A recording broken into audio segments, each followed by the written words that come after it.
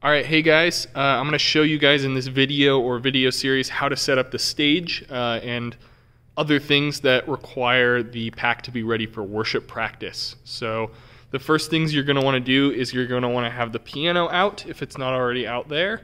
And then you're going to want to have this rolling box. That's our stage box.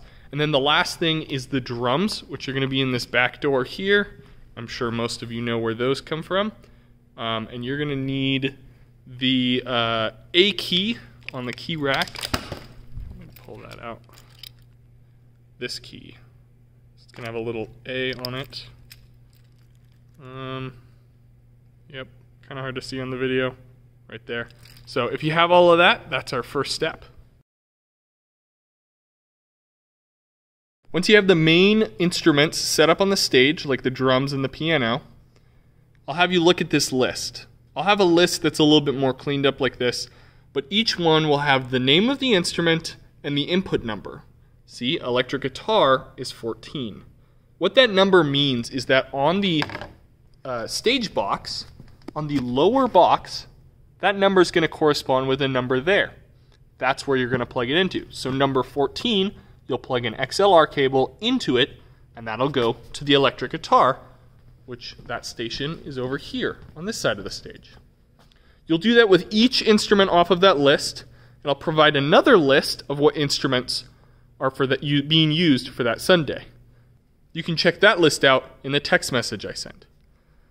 Once you guys have all of those set up, and the microphones, we'll walk you through the next step. You can get your cables out of these green bins. This is going to be power and lights, and this is going to be audio cables. There's a few audio cable types. This is an XLR with a red piece of tape. This means it's anywhere from 50 to 75 feet long. These are longer cables and will be used for instruments that are a little bit further away. The blue cables are standard size cables. They're exactly 25 feet long. You'll use these for most of the instruments. The last set of cable is the 1/4" or instrument cable. They'll have this tipped into it. These come in multiple different colors and lengths, but these will be needed for the synth or keyboard and the guitars. This is a DI box. This is for any of the guitars or the synthesizer, anything that requires a 1/4" cable. You'll plug in your XLR, which is being routed from the stage box over there with the corresponding number on the list, to this box, and then you'll plug in a instrument cable into the input side, or 1/4" cable. You can leave that cable wherever the station is, say the electric guitar, which is over here, and the instrumentalist will come and plug their instrument in once you've set that up. If an instrumentalist needs a mic, you're going to need a mic stand. And if they are not playing an instrument, they don't need a mic stand. You'll just run the microphone up to their music stand. How to mic the piano. Don't use a vocal mic. In this case, we've got the Behringer one. I'll probably have you guys use a different mic, but this is just an example. So you'll have it plugged into whatever number on the list it says for piano. And then you'll use these koozies, kind of line them up in there, and put the mic on the inside of the piano on top of them. If it is a mic with a switch like this, make sure it's on. You'll leave it in there pointed at the strings of the piano. That is how you mic the piano.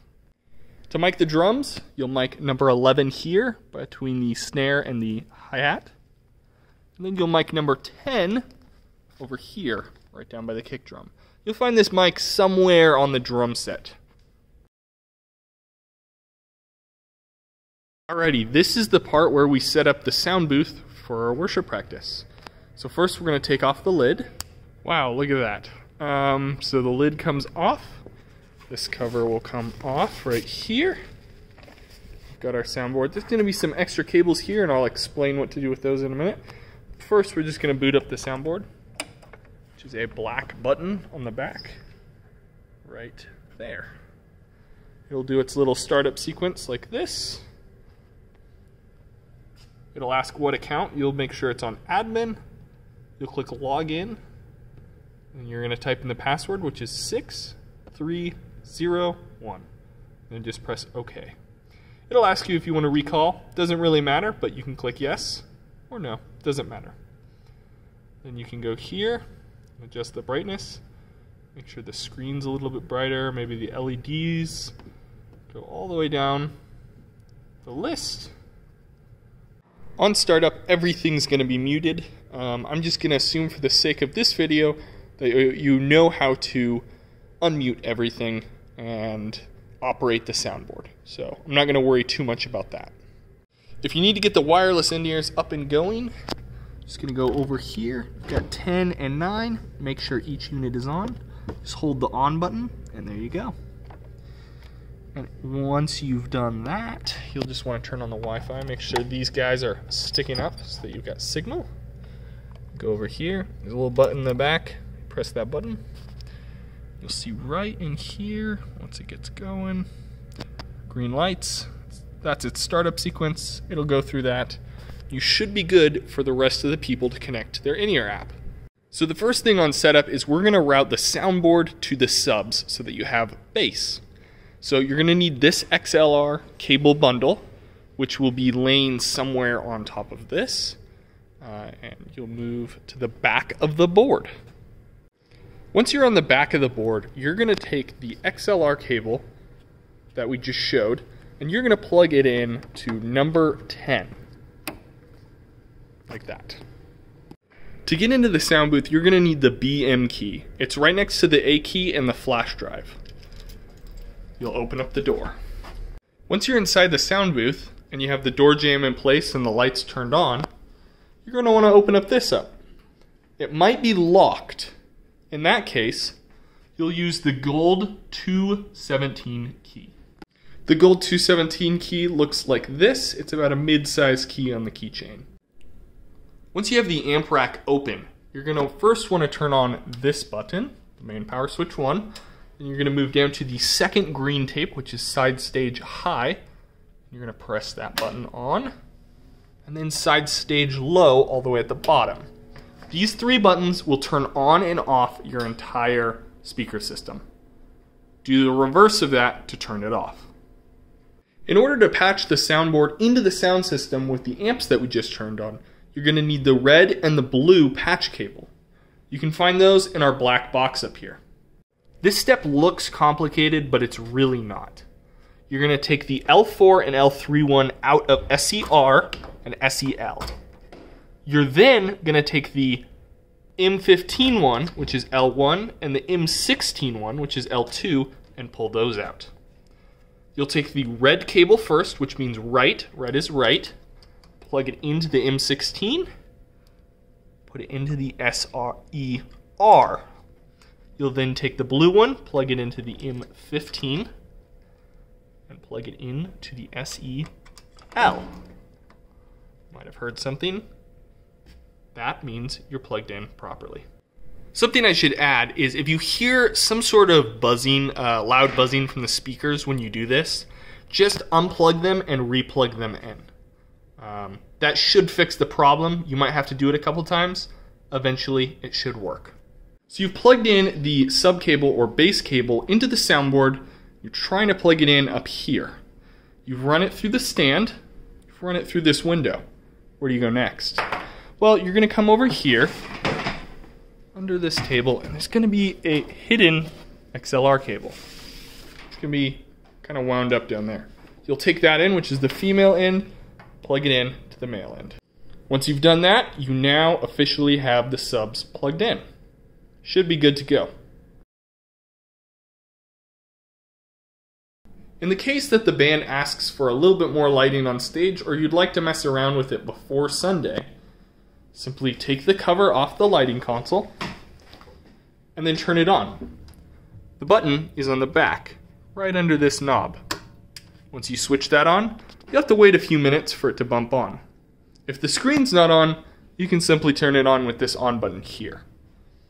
It'll take a while to boot up, but once it does, you can start messing with these switches, and this is the master switch. I'm going to assume for the sake of this video that you already know how to operate the lighting console.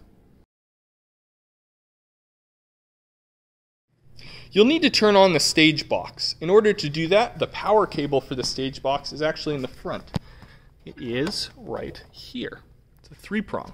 You can plug that into a extension cable, like so, and plug it into the wall back there. Once you have the stage box plugged into the wall, you can simply go up front and hit this switch. This turns on every unit in the stage box, including the in-ears and the rear inputs. Remember, the stage box that is the main stage box is the bottom one. That's where you'll be plugging everything into. The final step to make sure that your stage box is talking to the soundboard at the front of the room is to plug in the cat cable. The cat cable will plug in on the side of this box, right here in that little white area. It's kind of hard to see. Once you plug this in there, you'll then plug it into the soundboard. You'll run that Cat 6 cable out of the room into the hallway. You'll then run the cat cable into the first of the 2 doors and make sure it's not pinched in the door. You'll run it all the way along the floor with a fair bit of slack to the bottom of the soundboard. You'll take the other end and you'll plug it into the white S-Link box. Once it's blinking with the yellow, you should be good to go and plugged in to the stage box. As you start to load up your stage box with the correct cables going to the correct instruments, you'll notice that you'll need to plug in number 15 for a Pro Presenter. You'll probably want to grab a red cable and you'll run it all the way along with the white wire we laid earlier in the video. And you'll just run it to this table. We'll have the rest of that set up later. Alright, so the in-ear system is split up from low to high numbers. The highest numbers are 9 and 10, which are our wireless packs. This is what number 10 looks like. We have these on the left side of the stage if you're looking out to the audience because they don't have a cable, so they don't get in the way when we move the cart out during service. So in this case, the electric guitar and the keyboard got the 9 and 10. You can assign this to whatever instruments you want, just make sure it's the leftmost instruments.